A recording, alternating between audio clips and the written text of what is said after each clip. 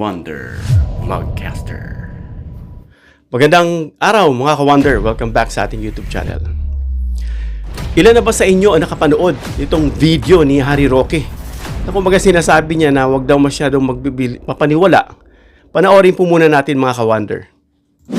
Ito lang po, yung sinasabi na marami na si Inday Sara ang susunod na presidente na sa 2028, sa akin po, malabong mangyari yan. Huwag po tayong magkamali na isipin na palibasa popular at palibasa sa survey si Inday Sara ang namumuno sa eleksyon. Kung gagawin ngayon yan, dahil sa totoo lang po, malabong mangyari yan. So yan po mga ka-Wonder. At marami-rami na rin ako nakitang mga content creators, mga vloggers, ang nagbigay ng reaction dito. At sinabi nila, bumaligtad na raw si Harry Roque. Or mukhang bumaligtad na raw. Well mga ka-Wonder, wag tayo basta-bastang kakagat sa mga ganyang psychological warfare. Kumbaga sa gera, may tinatawag tayong art of war, ay wag kayo basta-bastang kumakagat. Dahil if you can still remember anong sinabi ni Harry Roque, he is able or he has the ability to bring a government down. Kaya niya raw magpabagsak ng gobyerno kung nakakalimutan nyo yan.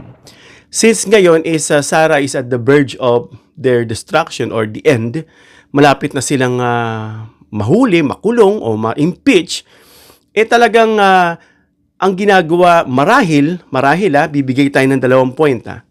Marahil ito ay isang distress call.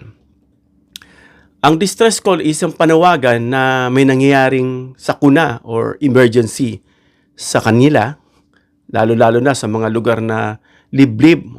Sa mga movie nakita natin kahit sa aeroplano may mga distress call or yung mga na stranded o kung saan-saan mga sitwasyon. So maaring si Harry Roque ay nagtatapo ng distress call sa kanilang mga kaalyadong mga DDS supporter.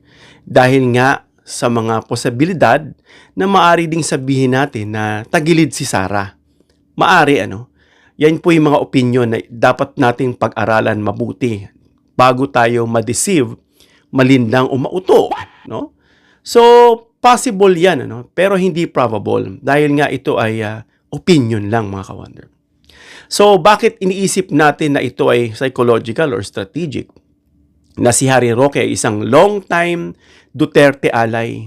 Abogado pa nga yan nitong isang bogo, o anumang mga suporta dyan na binibigay nila kay Duterte, talaga nandyan yan kahit hanggang ngayon sa The Hague. At alam natin, nung nakita yung kanyang business, talagang biglang nag-rocket. Tumaas ang kanyang income. During that time, at naging spokesperson pa nga ito, hanggang sa pangangampanya ng Uniteam, nandiyan yan para kay Duterte.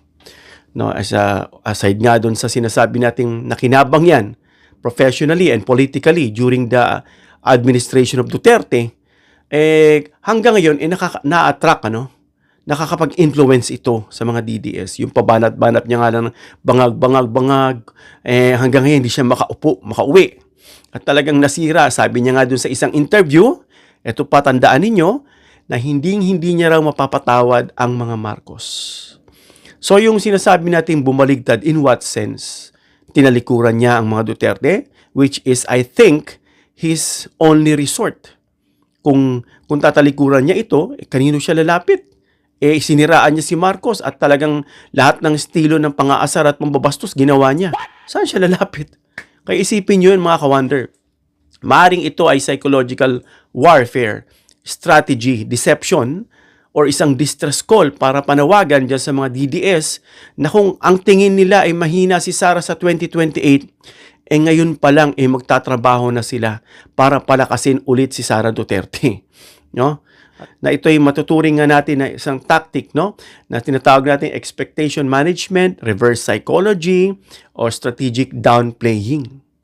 Para kunyari negative, para isipin ng kalaban, magiging kumpiyansa, mahina pala at magpapatumpik-tumpik yan. Pero unknowingly, ito pala ay gumagamit ng Trojan style ng war. Kung naalala nyo yun, nakala nila sumuko na. Nandun lang pala sa ginawa nilang wooden horse na ibinigay dinedicate sa one of the gods of the Trojans. At doon sila napahamak. So, yun nga ang logic, no? Na hindi nga guarantee. Maybe hindi guarantee ang victory at ito nga ay panawagan para mag-mobilize earlier. Kumilos ng maaga itong mga DDS trolls, supporters, no? Ano pa?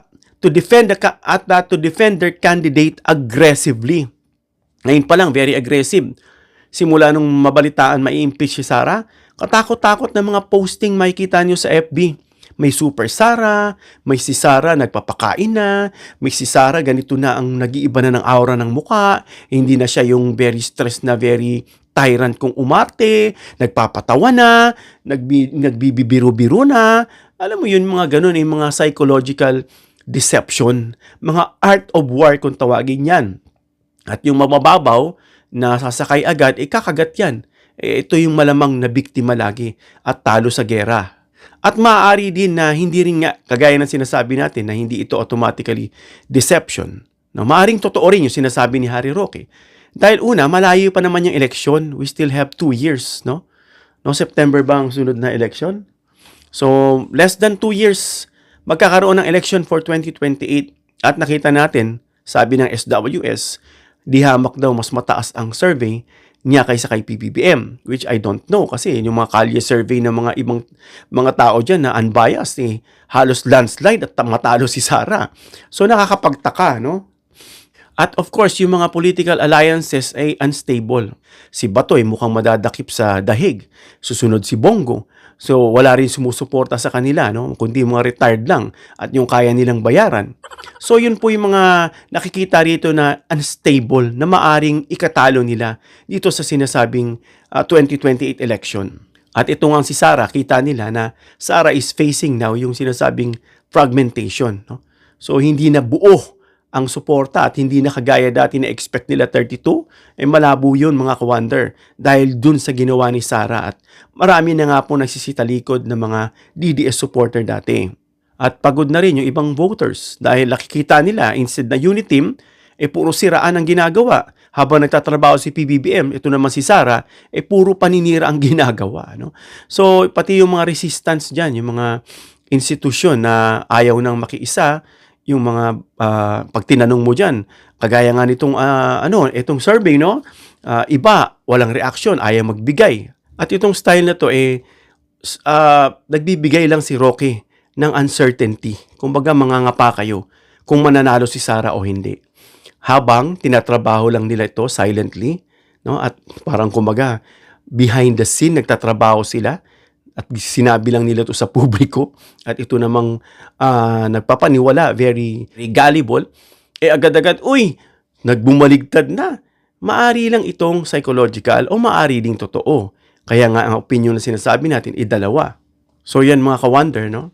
Again, maaring totoo yung sinasabi ni Harry Roque dahil nakikita niya, dahil nandoon siya sa dahig, na sa listahan nga yung mga dadakipin ng ICC at itong si Bato nagtatago at nakalagay sila, naka-enlist sila doon at tuluyang mapipilayan. Kaya nga parang nakikita rito, patatakbuhin nila si Basti, parang may post din si Kitty Duterte na tatakbo rin. No? Pero yung mga yan is wala yan mga pangil at appeal. Kaya nga pilit nilang pinapauwi si Duterte, yung tatay, pabalik dito sa Pilipinas kasi yun ang pinaka-appeal nila. Yun yung pinaka-power nila. Pangalawa lang to si Sara Duterte na siya ngayon hindi marunong makipagdigma dahil ang alam niya lang is yung kapag ikaw ay nakikipagdigma dapat alam mo kung paano ka humarap sa kalaban mo. Hindi mo nilalaglag yung emosyon mo. At ayun, nalalearn niya kasi yun din nagpapahamak sa kanya mga ka-wonder. So yun nga, hindi tayo basta-basta naniniwala sa sinasabi ni Roque na wag daw basta-basta maniniwala dahil again, ginagamitan tayo nito ng art of war. Dahil then again, na sinabi niya before, that he is able to bring down a government. No? Kaya niya rin magpabaksak. Kumbaga parang eksperto siya rito. And then he will turn his back against the Duterte na his only resort as I think at saan siya haharap kakampi. Maliban na lang kung bumalik siya rito at maging state witness siya at bumaligtad talaga siya at humingi ng tawad. No? At harapin niya yung consequence. Willing ba siya dyan? At may uncertainty. Kung manalo daw itong Duterte, di kawawa siya. So, wag muna natin basta sakyan. Timbangin din natin mga ka-wonder. Maaring totoo nga itong sinasabi niya, pero may laman yan. It's a distress call. It's parang psychological warfare or sinagamitan tayo ng psychology para maniwala agad. And at the back of that, tinatrabaho naman pala nila. O maari din ngang totoo. So yung ganito lang tayo mga ka-wonder. Comment down below your opinion. Give me a thumbs up if you like this video. And please share this video para malaman nila yung pinag-usapan natin.